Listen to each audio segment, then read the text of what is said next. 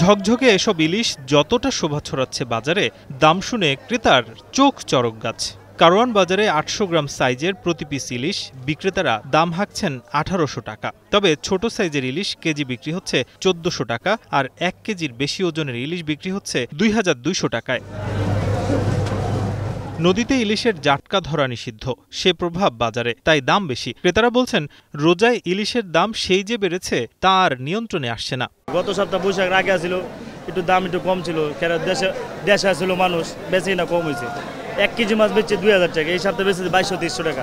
১৫০০ ইলিশ ১৪০০ টাকা কিনছি, সেটা ২০০০, ২২০০, এখন কিছুদিন হয়, কিছুদিন পর হয়তো এটা ২৫০০ হবে।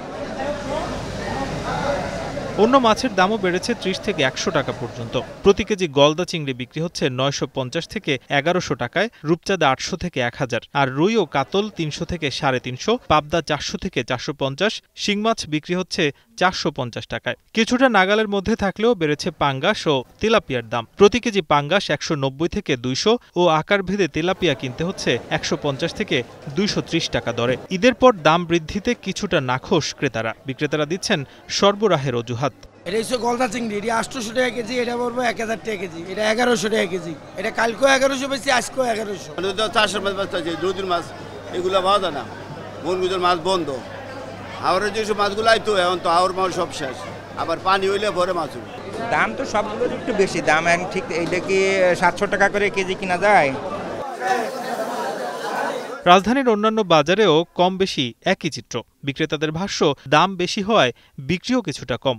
বেচাবিক্রি কম, দেশে তো মানুষ এখনো তো আসে না, যাতায়াত এখনো ভালো হয় নাই। ইলিশ মাছের দামটা একইভাবে আছে বৈশাখ পরে, ঈদের পরে। ইলিশ মাছ তো মনে হয় ৮-১০ অনেক দাম।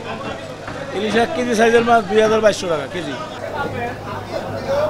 মাছের বাজারে স্বস্তি ফেরাতে কঠোর নজরদারির দাবি ক্রেতাদের। নাজমুস সাকিব, এখন, ঢাকা।